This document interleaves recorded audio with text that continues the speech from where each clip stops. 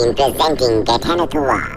कहानी की शुरुआत में हमें वेस को दिखाया जाता है जो अपनी कार से कहीं से आ रहा होता है। उसके चेहरे पर घबराहट होती है, साथ ही बार बार वो कार की पिछली सीट पर देख रहा होता है जहाँ पर एक लाल रंग का बॉक्स है। दरअसल वेस का आज उसकी गर्लफ्रेंड के साथ ब्रेकअप हो गया, इसीलिए वो परेशान भी है। कई घंटों तक गाड़ी चलाने के बाद वो एक जगह अपनी गाड़ी रोकता है जहाँ पर एक चॉकलेट मशीन होती है। वो उस मशीन से चॉकलेट निकालने की कोशिश करता है, लेकिन चॉकलेट्स नहीं निकलती, जिससे फ्रस्ट्रेट हो जाता है।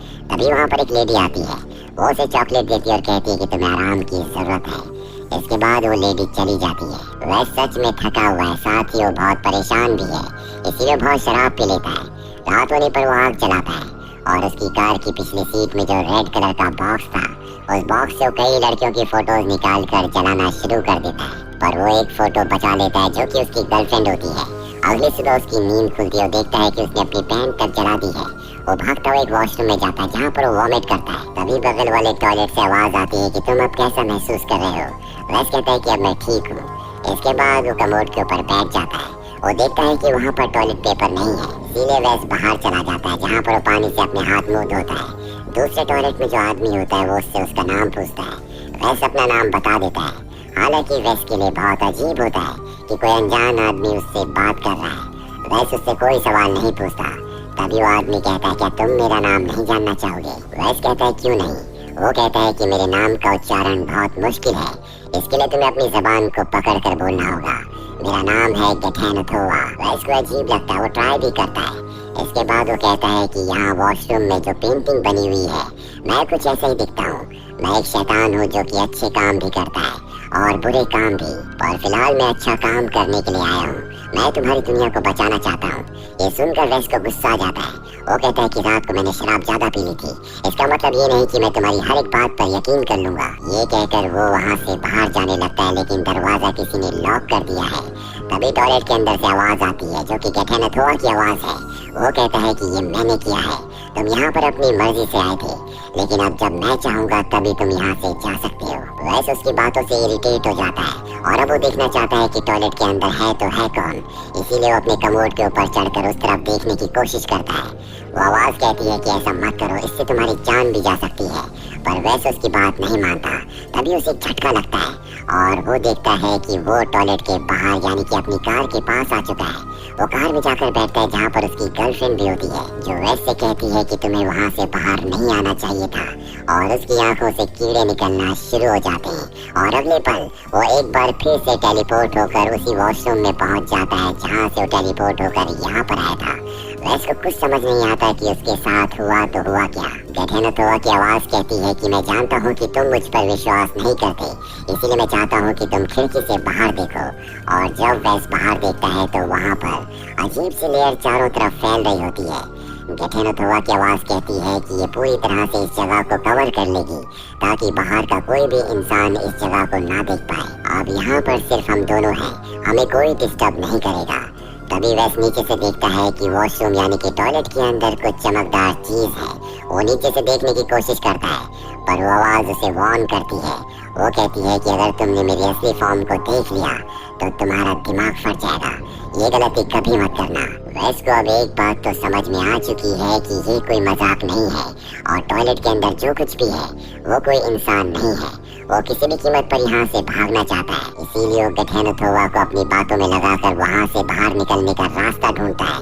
उसे एक डक्ट मिल जाता है जहाँ से वो धीरे धीरे बाहर निकलने लगता है, पर वो देखकर हैरान हो जाता है कि एक बार फिर से वो उसी टॉयलेट के अंदर पहुँच चुका है। अब यहाँ पर वो अपनी गर्लफ्रेंड को याद करना शुरू कर देता है, लेकिन गेठेनोथोआ उसे उन यादों से निकाल कर असलियत की दुनिया में ले आता है। वो कहता है कि तुम्हें यहाँ पर फोकस करना होगा। वैस के सर में बहुत जोर से दर्द होता है और वो बेहोश हो जाता है। कुछ देर के बाद उसे होश आता है। गेठेनोथोआ की आवाज उसे कहती है कि तुम भी मेरी तरह हो, तुमने बहुत से गलत काम किए हैं। वैस से सुनकर हैरान हो जाता है क्योंकि उसने अपने गलत कामों के बारे में कभी किसी को कुछ नहीं बताया था। और अब गेठेनोथोआ की आवाज उसे बताती है हजारों लाखों साल पहले जब ये ब्रह्मांड नहीं बना था, तब यहाँ पर एक गॉड थे जो कि बहुत ही रहमदिल थे, लेकिन उन्हीं के बेटे ने उन्हें बीच से काट दिया जिससे उनकी मृत्यु हो गई। पर उनकी खून की बूंदों से एक और यूनिवर्स बन गया। कुछ वक्त के बाद उन्होंने अपने बेटे से कहा कि मुझे दोबारा से जिंदा कर दे, मेरे घाव को भर दे। उनके बेटे ने उनसे वादा लिया कि अगर वो उन्हें जिंदा करेगा तो वो इस यूनिवर्स को, जो कि उन्हीं की खून की बूंदों से बना है, इसे कभी नष्ट नहीं करेंगे। वो उससे वादा करते हैं, जिसके बाद उनका बेटा उन्हें जिंदा कर देता है और अब उनके दिल में हमेशा एक डर रहता है। इसीलिए वो एक एंटिटी को बनाते हैं जिसके अंदर आदि गॉड की और आदि शैतान की शक्तियाँ होती है। उसे बनाने के बाद उनकी खुद की शक्तियाँ बहुत ज्यादा कम हो गई और जिस एंटिटी को उन्होंने बनाया था वो और कोई नहीं बल्कि गेठेनोथोवा था। धीरे धीरे गेठेनोथोवा को इंसानों से लगाव हो गया। उसके अंदर का जो गॉड था, यानी कि उसके अंदर की जो अच्छाई थी, वो उसके ऊपर हावी हो गई और अब वो इंसानों को बचाना चाहता, उन्हें खत्म नहीं करना चाहता।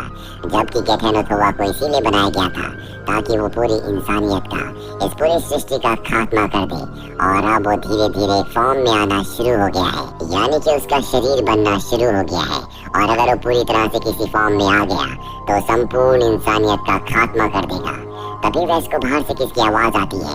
दरअसल बाहर एक आदमी होता है जो वैस की गाड़ी को देख रहा होता है। वैस जोर जोर से चिल्लाकर उसे आवाज लगाता है, लेकिन वो उसकी आवाज नहीं सुन पाता क्योंकि उसके कानों में ईयरफोन्स होते हैं। अब उसे वॉशरूम जाना होता है और वो देखता है कि उसके सामने वॉशरूम है।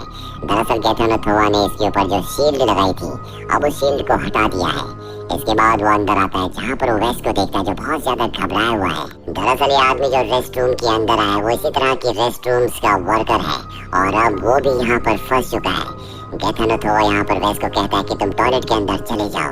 वेस्ट को टॉयलेट के अंदर जाना पड़ता है, जिसके बाद गेठेनोथोवा उस वर्कर के सामने आ जाता है जिससे उसकी मृत्यु हो जाती है। और अब वेस्ट बहुत ज्यादा डर चुका है। वो कहता है कि मुझे करना क्या है। गेठेनोथोवा की आवाज उससे कहती है कि तुम्हें मुझे अपने लीवर का आधा हिस्सा देना होगा और अगर तुम ऐसा करोगे तो मैं कभी फिजिकल फॉर्म में नहीं आऊंगा, जिससे मैं इंसानियत का खात्मा नहीं कर पाऊंगा, जो कि मैं चाहता हूँ।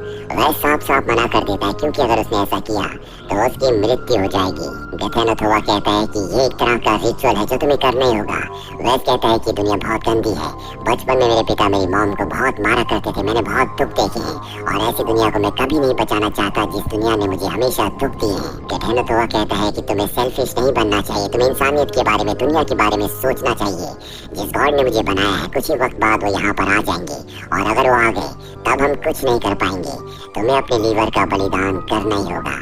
और अब वेस भी इस काम के लिए तैयार हो जाता है। उसके पास जो उसकी गर्लफ्रेंड की फोटो होती है वो ब्लर हो जाती है। वेस गेठेनोथोवा से कहता है कि मैं एक बार अपनी गर्लफ्रेंड की यादों में जाना चाहता हूँ, उससे मिलना चाहता हूँ। और अब वो अपनी गर्लफ्रेंड के पास पहुँच जाता है। उसका चेहरा अब भी ब्लर होता है। वो देखता है कि उसकी गर्लफ्रेंड के पास वही लाल बॉक्स है जिसके अंदर बहुत सारी लड़कियों की फोटोज है जिन्हें वेस ने टॉर्चर किया था, मारा था। उसकी गर्लफ्रेंड को उसका असली चेहरा पता चल जाता है, जिसके बाद वो अपनी गर्लफ्रेंड को भी मार देता है। इसका मतलब ये है कि उसने अपनी गर्लफ्रेंड को खुद ही मार दिया था। गेठेनोथोवा उसके दिमाग से उसकी यादों को मिटाना शुरू कर देता है, जिससे उसे बहुत तकलीफ होती है।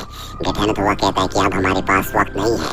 यहाँ पर दीवारें टूटना शुरू हो जाती है, यानी कि जिस गॉड ने गेठेनोथोवा को बनाया है अब कुछ ही पलों में यहाँ पर वो आने वाले हैं। पर इससे पहले कि वो पूरी तरह से यहाँ पर आ पाते, वैस अपना लीवर निकाल कर गेठेनोथोवा को दे देता है, जिसके बाद सब कुछ शांत हो जाता है। अब भी वो जिंदा है और रेंगते हुए बाहर आता है। वो देखता है कि गेठेनोथोवा का एक रूप है, एक आकार है। पहली बार वो गेठेनोथोवा को देखता है, सब कुछ शांत हो जाता है। वैस दरवाजा खोलता है और तभी उसे गेठेनोथोवा की आवाज आती है कि सब कुछ अब ठीक हो चुका है। वैस कहता है कि अब मुझे दुनिया हीरो मानेगी। वो कहता है कि नहीं, तुम भी मेरी तरह एक शैतान हो। तुमने कई मासूम लड़कियों को मारा जिनकी कोई गलती नहीं थी और ऐसे इंसानों को कभी दुनिया याद नहीं करती। ऐसे इंसान कभी हीरो नहीं बन सकते।